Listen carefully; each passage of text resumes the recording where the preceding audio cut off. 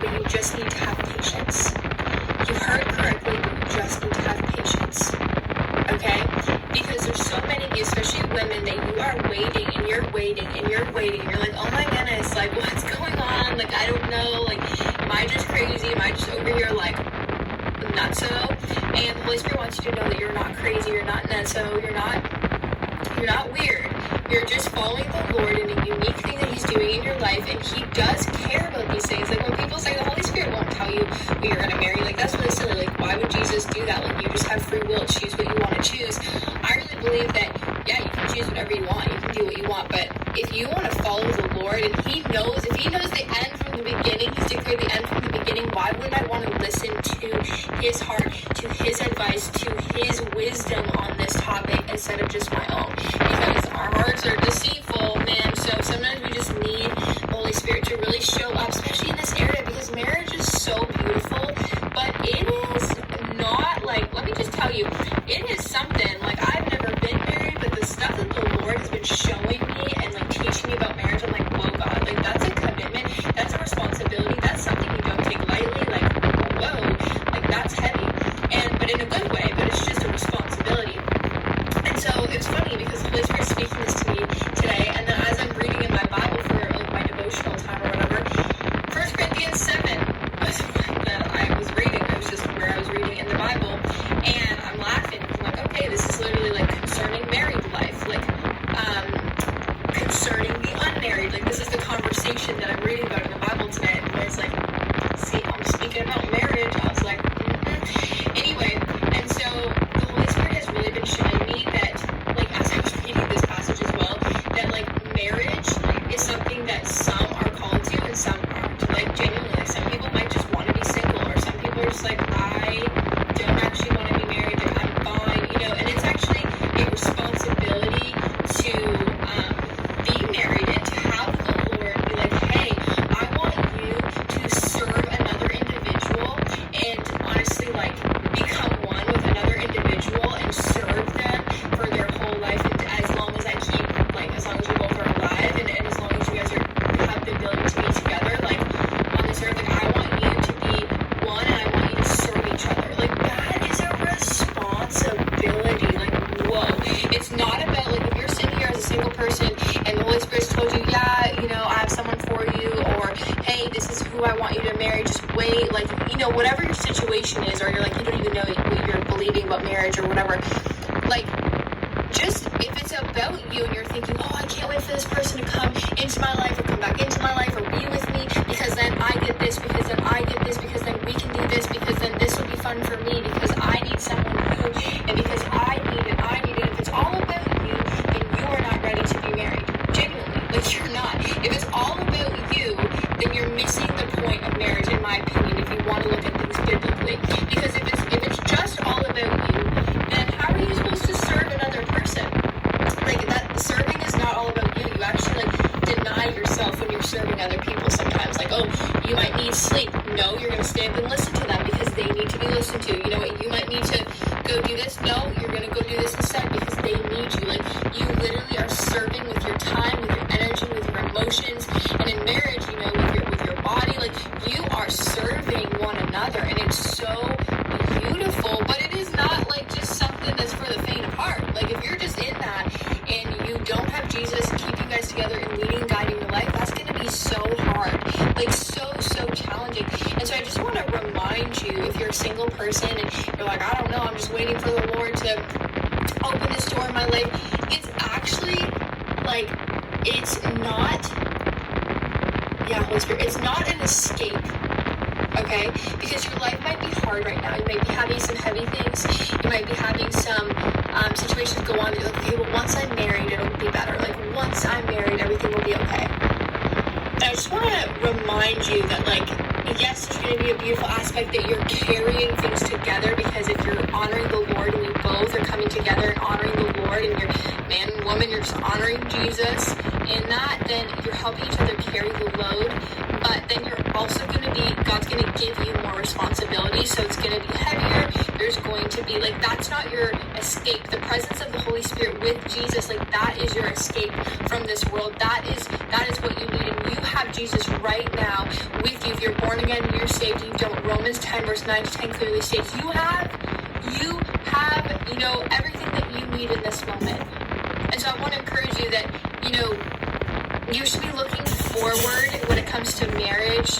If you're single, like what the Lord's been telling me and preparing in my heart, He's like, you should be looking forward to serving that other person and being there for them, listening to them, like helping cheer them on in what I've called them to do separately, and then even what I want you guys to do together. Like, you should be cheering them on and getting so excited to serve that guy in that way when the time is right, or for something, that woman who's coming into your life. And so I just want to encourage you that, like, you did hear correctly, though, for whoever this is for. You've been doubting, you've been like, I don't know, like, you did hear correctly. You heard correctly, and the Holy Spirit wants you to know that. Do not doubt. Don't think you heard wrong. Do not get in your head and think that you heard wrong just because everything's looking like, what is going on? Like, God, I don't think this is gonna happen. Like, what? Jesus is literally, He is gonna open the doors. If it's genuinely what He's speaking, it's going to happen. And stay correctable. In my journey with this, I have stayed so correctable. I've been like, Lord, if you want to change something, especially the past few years, I'm like, you want to change it, you want to, like, tell me what you want to tell me, you tell me it. But every single time He's just like coming to me and He's speaking one thing to me, and it's crazy how He confirms what He speaks. It's so powerful. Like, I'm just so grateful for Jesus in this area, of my life, because I just know what He has said, and in my life, everything looks quite, like I said, it's so impossible. But yet, I have more faith than ever before, because I'm just like, Jesus, you're going to do it. Like, it's not by my strength. I'm not forcing anybody to be with me. I don't want that. I want someone to want you, Jesus, and them to want me. So if we're not at that point, then I'm just going to stay in my lane. I'm going to stay happy, single. I'm going to work as unto the Lord and keep my eyes on Jesus. And in due season, He's going to bring that to me. But then it's going to be a responsibility. It's going to be responsibility. It even says, you can go if this topic is resonating with you, go read in 1 Corinthians 7, because it literally says, but those who marry will face many troubles in this life, and I want to spare you this. That's what Paul's saying. Like, when you are married and you're joined with one person, you're literally signing up to serve them and to be there for them, and you do want them to be there for you too. Like, it's supposed to be a two-way street, but you don't even go in to that being like, well, they better give me what I deserve. No, you're literally serving them, and not in like a abusive way where they're taking advantage of you, not to trigger anybody, but just in a way that, like, that's not your priority. It's not like, oh, what they can do for you, but what God has done for you allows you to, like, serve that other person with a full capacity, even if you physically are like, I am tired, I don't have it. The Holy Spirit empowers you to be able to have it and be there for that individual that you were joined with in marriage. And it's beautiful. Like, I've even seen that in my life with certain friends, and certain things I've had to, like, be present and available for, even though I've been feeling absent-minded or, like, tired. And I'm just like, Jesus, please give me the strength. And I'm going through a lot, but they're also going through a lot. Help me be there for them. And instantly, it's just like I'm able to, like, encourage these individuals, and all of a sudden this encouragement from the Father's heart comes, and I'm like, whoa, that was not for me. That was straight Jesus. Because when you're leaning on the Lord, you're able to serve your friends. You're able to serve somebody, in a marriage setting, or anybody that the Holy Spirit allows you to, or that is in your life. And so I just really want to encourage you with that, though, that it's not an escape. Like, it is a place when you're married that the Lord will show you so many beautiful things. It's a place where you'll grow and learn and be refined and see honestly how not in you are sometimes, but how much you're loved and even know about it, which is so beautiful to me. And I can't wait to, experience that, because once again, like, I've never been married. But it's so interesting because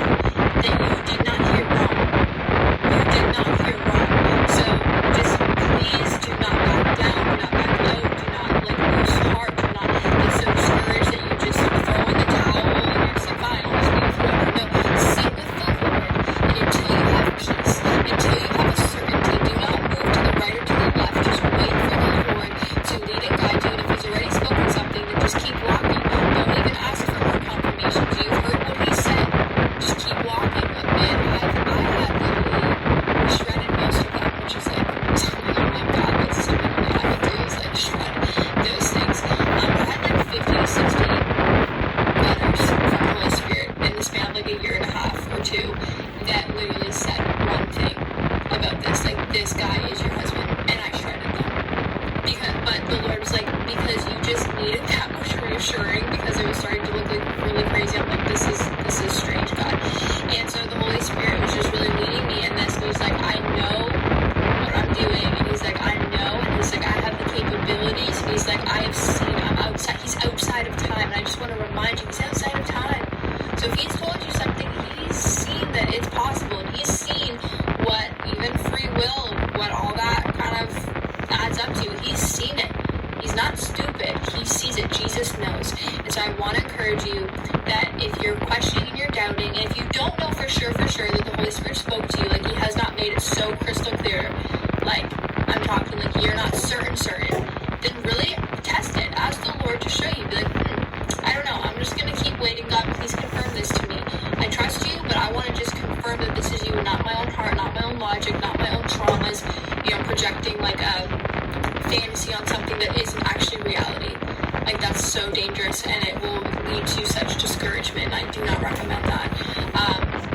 But just stand on what Jesus has said, and remember that marriage is a responsibility, and it is beautiful, but it's not to be taken lightly, and it's not just for your benefit.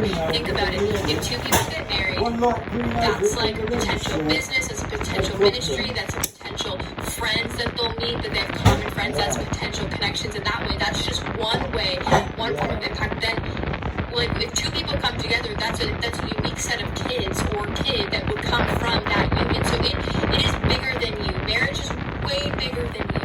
It's not just, it is beautiful because the Lord, created that so that we could experience this physical, pure love that is so beautiful on this earth, and it's stunning. I believe, like, I've never experienced it, but it's stunning. And the Lord's just been like, it is stunning, Ezra, just wait for me, and it is stunning.